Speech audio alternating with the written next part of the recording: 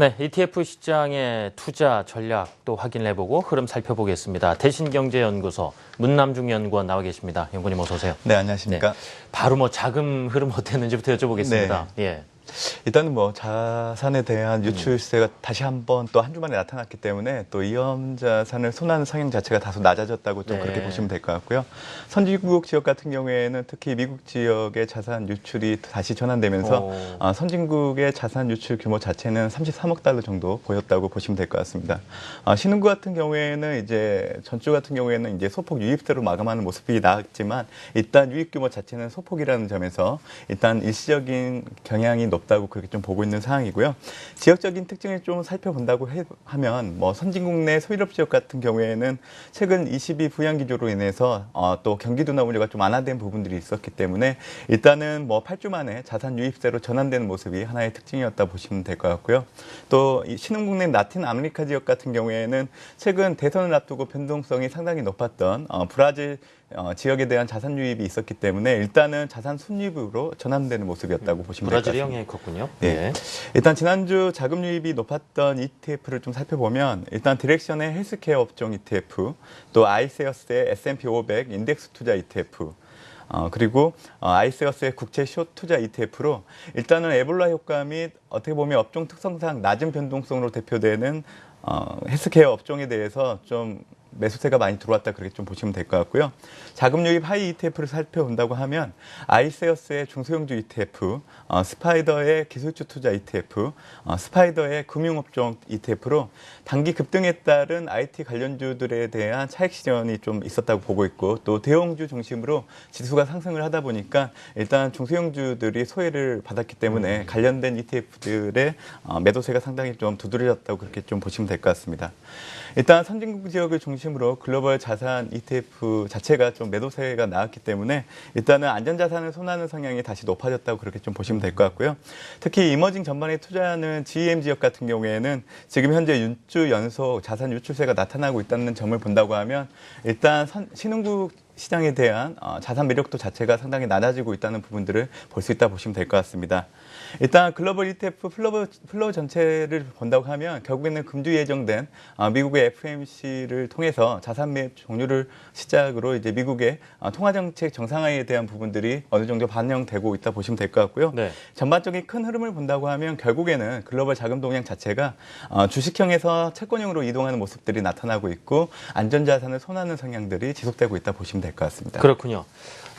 이 코스피 지수도 글쎄요, 여기 지수 추종하는 국내 ETF 시장도 확인을 해봐야 될 텐데 지난주 좀 어땠습니까? 오른 듯 보이는데. 예, 맞습니다. 올랐습니다. 물론 1% 내에 좀 수익률을 보였기 때문에 그렇게 크게 높은 수익률은 나타나진 않았지만 일단 외국인과 금융투자 같은 경우에는 지수 상승을 좀 바라보는 무게감들이 상당히 높았다 보시면 될 것 같고요.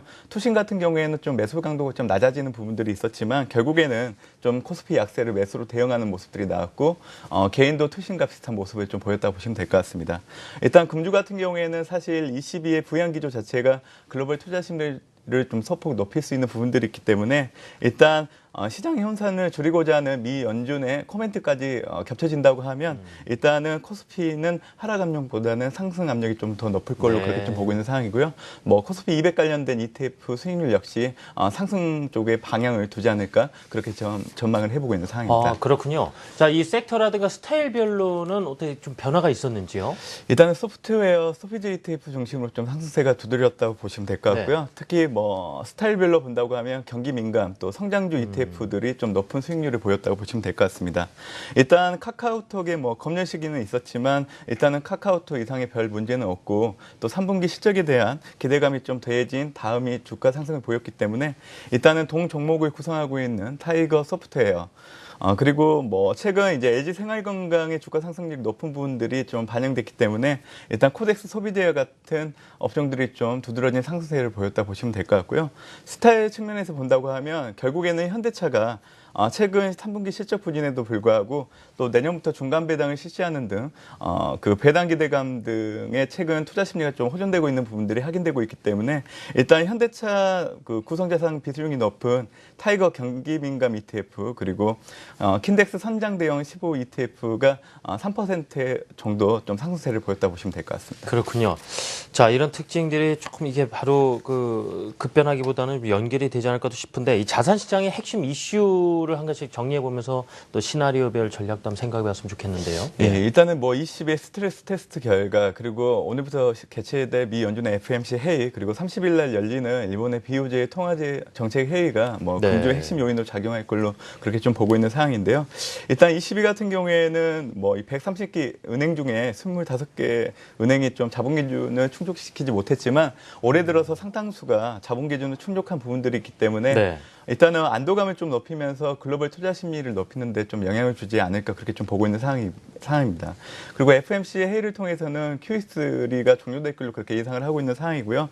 결국에는 최근 뭐 경제지표 호조 속에 금주 발표되는 3분기 GDP 역시 2분기 연속 성장세를 보일 걸로 그렇게 보고 있기 때문에 어느 정도 당위성을 부여해 줄 만한 상황이라고 그렇게 좀 보시면 될 것 같고요. 일단은 시장의 혼선을 줄이고자 하는 연준의 코멘트가 좀 예정되어 있다는 부분들은 일단 시장 영향력을 좀 제한적으로 좀 영향을 주는데 영향을 줄 걸로 그렇게 보고 있습니다. 네. 자, 자산시장 핵심 변수로 이 유로존의 재무 건전성 평가와 또 미국과 일본의 중앙은행 회의 꼽아주셨는데요. 시장에는 어떻게 작용을 할까요? 시나리오별로 투자 전략 챙겨주실까요? 네, 전반적으로 뭐 글로벌 경기도나 우려를 좀 낮추는데 영향을 줄 걸로 좀 보고 있기 때문에 뭐 코스피 200이나 네버리지 ETF가 상승하는데 영향을 줄 걸로 좀 그렇게 좀 보고 있는 상황이고요. 코스피 지수 같은 경우에는 최근 기준금리 인하를 했기 때문에 어느 정도 유동성을 높이는 기대 효과가 있을 걸로 그렇게 좀 보고 있는 상황이고요. 일단은 가격 조정 후에 지금 모멘텀이 부진한 상황이기 때문에 일단은 코스피의 매수세를 유인할 부분들이 금주 발표되는 9월 산업활동 동향을 통해서 네. 좀 확인되지 않을까 그렇게 보고 있습니다. 그렇기 때문에 코스피 지수는 일단은 하락 압력보다는 상승 압력이 좀 높을 걸로 그렇게 더 보고 있는 상황이고요.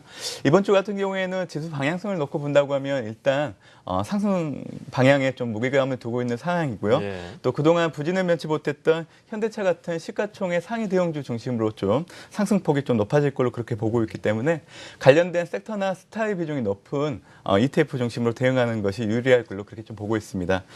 특히 낙폭 가대속 최근 주주 친화적 재무정책으로 인해서 투자 심리 호전이 기대되고 있는 현대차 비중이 높은 현대차 그룹주 ETF를 중심으로 대응하는 것들이 특히 유효할 걸로 그렇게 보고 있는 상황입니다.